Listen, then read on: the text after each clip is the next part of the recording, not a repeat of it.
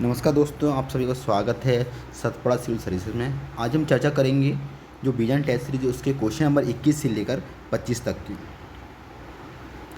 इसमें क्वेश्चन है, राष्ट्रीय बाल अधिकार संरक्षण आयोग के संदर्भ में निम्न कथनों पर विचार कीजिए।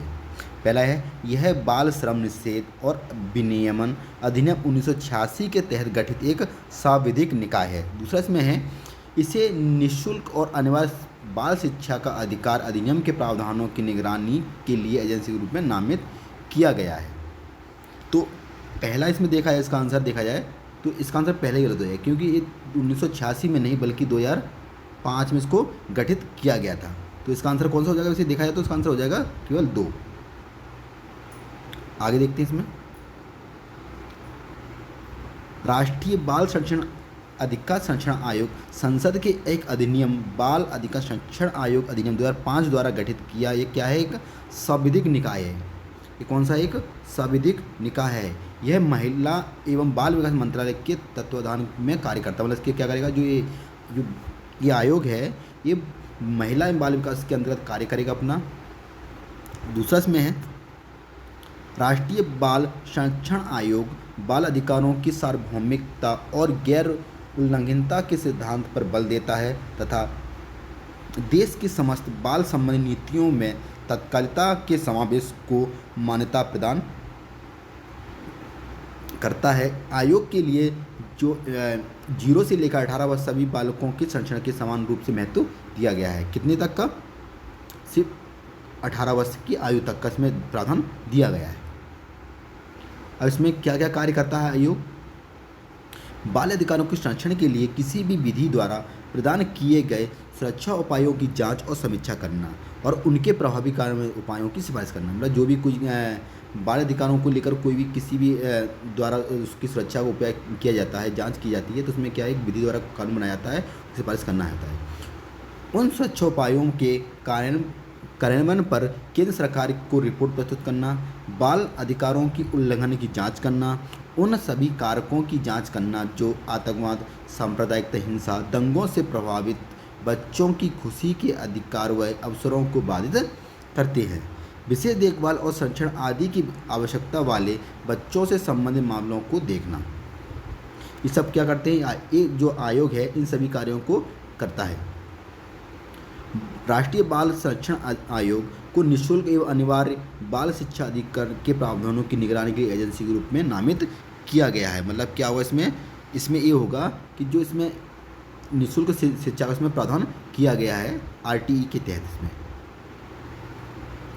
प्रावधानों को एजेंसी के रूप में नामित किया गया है। इस अधिनियम के तहत शिकायतों की जांच कर सकता है और मुकदमेबाजी के मामलों में एक दीवानी न्यायालय की समान शक्तियाँ प्राप्त है। कौन सी इसको?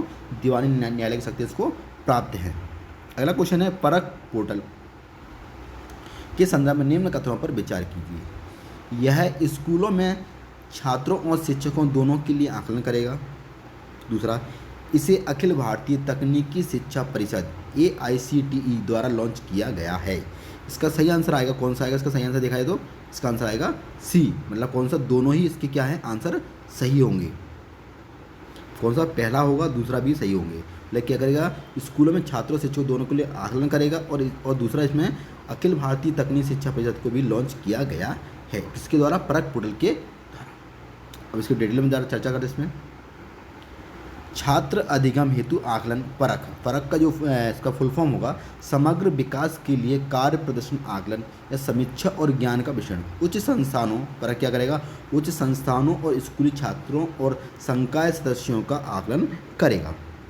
इसे अखिल भारतीय तकनीकी शिक्षा परिषद द्वारा लॉन्च किया गया है और इसे क्या किया गया है? AICTE एक क्या है? एक संवैधानिक निकाय है। इसमें क्या गया? एक संवैधानिक निकाय, मतलब इसमें कानून के द्वारा इसको पारित किया गया है। तकनीकी शिक्षा की उपलब्ध सुविधाओं के संरक्षण करने और संबंधित एकीकृत तरीकों से विकास को बढ़ावा देने के लिए राष्ट्रीय स्तर पर इसको सलाहकार निकाय है। अगला देखते हैं, भारतीय संविधान से संबंधित उदारवाद के विचारों के संदर्भ में निम्न कथनों पर विचार कीजिए। भारतीय उदारवाद संविधाओं के अधिकारों पर व्यक्तियों के अधिकारों को प्रधानता देता है। दूसरा, संविधान में अनुसूचित जाति जनजाति समुदायों के लिए आरक्षण का प्रावधान भारतीय उदारवाद का एक उदाहरण है। इसका ऑप्शन पहला है ऑप्शन ए, बी है ऑप्शन 2, ऑप्शन सी 1 और 2, ऑप्शन डी है ना तो 1 ना ही 2। अब इसका सही आंसर क्या आ जाएगा? इसका सही आंसर आएगा बी, मतलब कौन सी इसके जो इसमें ऑप्शन जो इसका जो है बी वाला, केवल 2। जो संविधान में अनुसूचित जाति जनजातियों के समुदायों के लिए आरक्षण जो प्रावधान किया गया है उसका एक उदाहरण है। क्या चीज़ है? भारतीय संविधान उदारवाद के विचार के संदर्भ में। इसकी डिटेल में चर्चा करते हैं। भारतीय उदारवाद शास्त्रीय और पश्चिमी उदारवाद से भिन्न है। क्या है? जो शास्त्रीय और पश्चिमी उदारवाद से क्या है? भारतीय उदारवाद भिन्न है। शास्त्रीय उदारवाद व्यक्तिगत स्वतंत्रता को अधिक महत्व देता है। क्या करता है? जो शास्त्रीय उदारवाद क्या करता है? व्यक्तिगत स्वतंत्रता होती है उसको अधिक महत्व देता है, जबकि भारत में व्यक्ति अपनी पहचान उस समुदाय से करता है जिससे वह संबंधित होता है। तो डिफरेंस समझ में आ गया क्या डिफरेंस होता है? जो भारतीय उदारवाद होता है क्या करता है? जो अपनी समुदाय होता है उससे अपनी पहचान बनाता है, जबकि शास्त्रीय उदारवाद क्या करता है? व्यक्तिगत स्वतंत्रता को अधिक महत्व देता है। इसलिए भारतीय उदारवाद सामाजिक न्याय और सामुदायिक मूल्यों की मांगों पर व्यक्तियों के अधिकारों को प्रधानता देता है। सामाजिक न्याय हेतु वंचित वर्गों की मांगों को पूरा करने के लिए आरक्षण का प्रावधान भारतीय उदारवाद के विचार को दर्शाता है।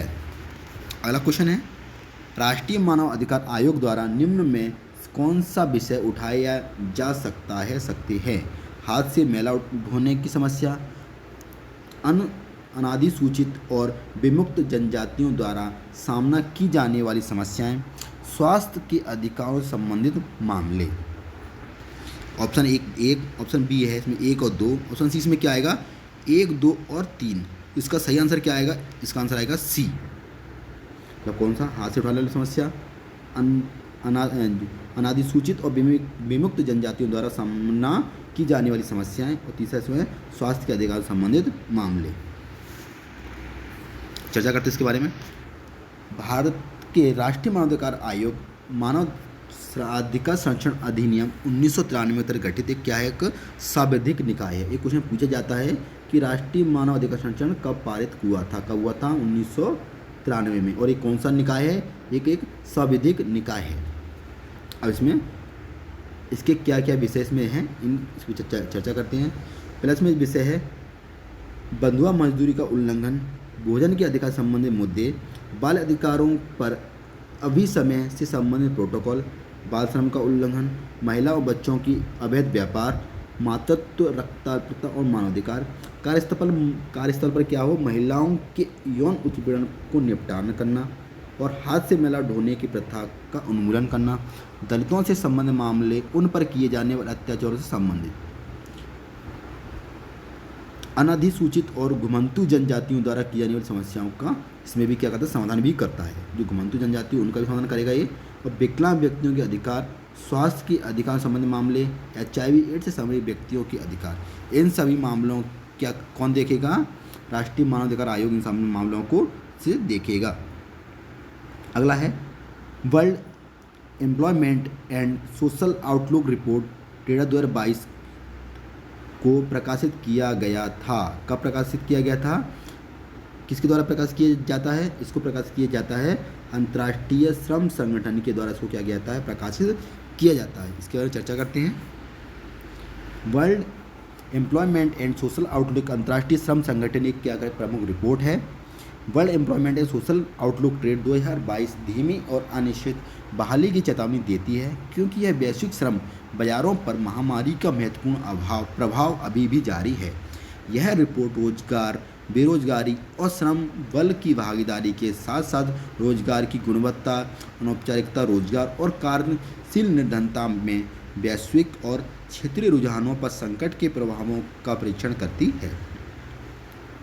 यह कोविड-19 के संकट से पूर्व और उसके दौरान अस्थायी रोजगार रुझानों का व्यापक विश्लेषण भी प्रस्तुत करता है। मतलब क्या होगा? कोविड का पीरियड था उस समय क्या है? उसमें जो अस्थायी रोजगार की रुझानों को क्या करना इसने व्यापक रूप से विश्लेषण का प्रस्तुत किया है। इस रिपोर्ट इस बात का व्यापक मूल्यांकन करती है कि कि महामारी से निपटने के लिए विभिन्न देशों के उपायों की प्रतिक्रिया में विश्व भर में श्रम बाजारों में कैसे सुधार हुआ है। यह वैश्विक पैटर्न क्षेत्रीय अंतर और क्षेत्रीय आर्थिक क्षेत्रों के परिणामों द्वारा श्रमिकों के समूह का विश्लेषण करती है। यह क्या करती है? यह अपेक्षित श्रम बाजार में सुधार का अनुमान भी प्रस्तुत करती है। इसी के साथ यह वीडियो यहाँ समाप्त करता हूँ। इसको ज़्यादा शेयर करें, सब्सक्राइब करें। धन्यवाद। जय हिंद, जय भारत।